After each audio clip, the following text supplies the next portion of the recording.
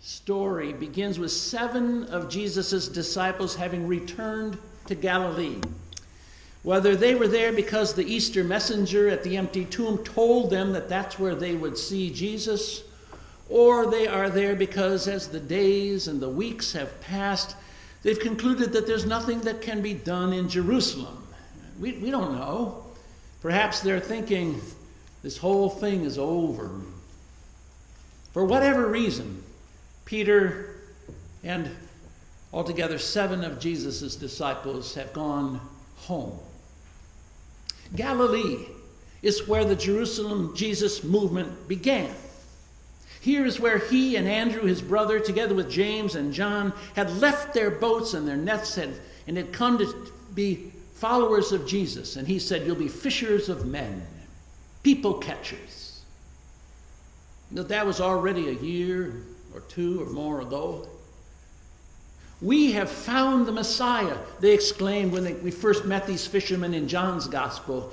Their hopes ran high as they responded to his call. They dropped their nets. They moved out among the villages. Jesus and they stirred up the people. They gathered crowds. Here in Galilee, they saw Jesus' healing miracles. They heard his inspiring words. Here on the shore of this same Sea of Galilee, the Sea of Tiberias, they had seen Jesus feed 5,000 people with 5 loaves of bread and a couple of fish. They felt the excitement of the crowds. Sure, they knew Jesus had enemies, but he was on a roll. Jesus in Galilee was invincible. They thought surely God's Messiah would triumph over all his enemies. Now, on to Jerusalem. And then, to their astonishment and dismay, things started coming apart. First, Jesus acted so strangely during his Palm Sunday coronation parade. He was actually weeping. He was crying. He was saying the city did not know how to make peace. And frankly, Jerusalem still doesn't know how to make peace. Along that journey to Jerusalem, Jesus had said the people would reject him, that they would kill him, just as the people in Jerusalem had killed the other prophets that God had sent to them. And then even more strangely was the way that Jesus acted at their Last Supper together, as if he would never see them again, saying his body would be broken, his blood would be shed. He said the men and women disciples would be scattered like a flock without a shepherd. By one of them he was going to be betrayed. All of them would be afraid. So he said on that Maundy, Thursday night. Peter had replied, "No way. He'd be there, even if it meant he had to die at Jesus' side." But what happened after that was too horrible to think about. Peter still wept silently whenever he thought about the 3 times that he denied knowing Jesus. His intentions were good, but he made a bad decision when it came time to speak up. His actions that night, 3 denials, only added to his grief and his guilt. Like the rest of Jesus' followers, whenever his mind's eye went back, replaying the scenes of those 3 crosses on Golgotha, those 3 days of bleakness as Jesus' body lay buried, it was just too painful. And now there have been a subsequent couple of weeks, a whole lot of confusion. Emotions, dashed hopes, rumors. Their ordinary life had come to a screeching halt because everything had changed. It was like chaos. After 3 weeks, what was left? Judas was dead. Suicide.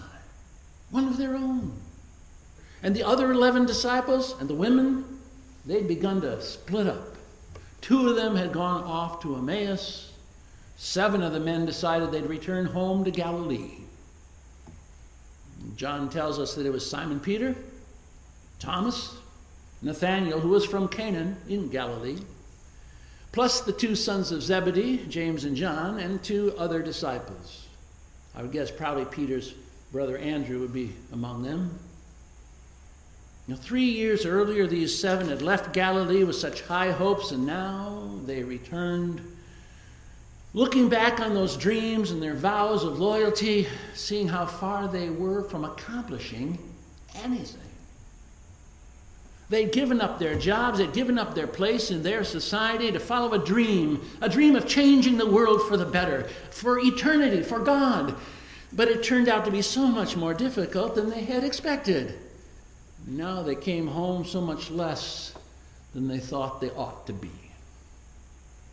It's normal for a person to make mistakes, and some mistakes can be quite serious. It's a good thing that God has a soft spot for fools and little children, because I've been both of those. What does it take to forgive ourselves for the mistakes we've made? Is there anything a person can do to get unstuck from memories of mistakes, wrongs? I imagine that Peter and the others wondered those same things. I can imagine this remnant half of the original 12 disciples arriving back in Galilee with the kind of sad mood that one might encounter at a campaign headquarters of the losing candidate, trying to explain what happened. Or the depressed quiet that one might hear in a locker room of a losing team. Made it to the Final Four, made it to the Final Two, lost at the end. Go blue. What was there to say? What was to be done? The damage had already been done. I wonder whether Peter could even share his guilty secret with the others. I mean, what would they think? If they knew, like a fool full of false courage, he had followed Jesus after his arrest, and then like a coward when he was questioned, Peter denied knowing him, denied it 3 times. Those denials felt to Peter like Judas's betrayal all over again. Oh, except that it was in him. You can't put this off on Judas. Can't scapegoat somebody else. He was the one who did it. And maybe Peter's was even worse. He was afraid because it was not just one act, one kiss of betrayal. No, like Judas's in the Garden of Gethsemane, there's just one kiss and he was over. No, he did it 3 times. He had 2 times to fix the first time he got it wrong. Peter couldn't stand to keep thinking about what he had done, but he couldn't get loose from it either. I'm sure you've had those nights. You know how that feels. You want to put that thought down and away and gone. It's the worst thing in the world, but it all keeps coming back like a hungry homing pigeon. It's not so much the feeling of having failed as much as it is like a betrayal. So we all know what it's like to fail because we've all tried something new. If you ever try something new, you get used to it. The first time or two you do it, you don't get it right. Anybody fails on some occasions, and we all have plenty of mistakes, and we have bad decisions in all of our histories. But betrayal, that's not just a dashed hope. It's a gnawing guilt, a desire to want to go back and make it right. And it's too late. Disappointment with other people, that's hard enough to take, but when we deny in ourselves that which we know to be true, we know we're living so much less, so much lower than we ought to be, that's what can drive a person crazy. And now that they're back home in Galilee, what was there to do? What was there to say? You try to go out there and find that crowd of 5,000 and say, remember the bread, remember the fish? You see, their depression came with them. Their lack of direction came with them. Their inability to find the energy to deal with their pain and their grief and the absence of Jesus and the silence of God. Their dreams had been betrayed and they had failed. And Peter realized he's not getting any better sitting on the sand on the shore of Galilee than he was when he was hiding out in the upper room in Jerusalem. Something had to be done. And maybe that's what jolted Peter into action. He just couldn't stand to keep on thinking about what had gone wrong, about what he had done. I'm going fishing, he said. And the others followed. You know, doing something, doing anything always feels better than doing nothing. Fishing, gone fishing, hang that window, hang that sign in your window, that's as good of a choice as any, I suppose.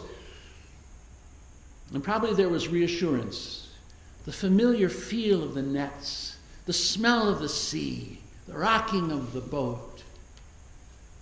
The 7 men, we are told, fished all night and failed to catch a thing. That may have also been familiar, causing a chuckle or two as they recalled other luckless nights spent out on the Sea of Galilee. A sense of deja vu may have struck Peter and Andrew and James and John, because it had been after just such a night, frustrated and fatigued, that Jesus had first called to them to follow him. As dawn broke and they rowed themselves back toward shore, a friendly voice called out, "Hey, any luck?" "No, either they're not biting or we're just out of practice. We've tried everything all night, no luck." "Oh, put your nets down off starboard, right, the right side, here in the shallows, here in the morning light." Well, they did, and an incredible tug on the net astonished the men. They jerked into action. One stood up to look to shore to see what expert fisherman had called out to them. "It's the Lord," he said. "It's the Lord." And that got Peter so excited that he jumped into the water and swam to shore. The stranger met them with a fire already kindled, grilling some fish for breakfast. If this is the risen Christ, never has he appeared more ordinary than in this story. This is not a miracle. There's no glowing white robe, no display of wounds, no sign of divinity. It's Jesus Christ eating breakfast on a beach with 7 fishermen. I mean, how much more ordinary can you get? If you or I fail to recognize when Jesus is in our midst, maybe that's why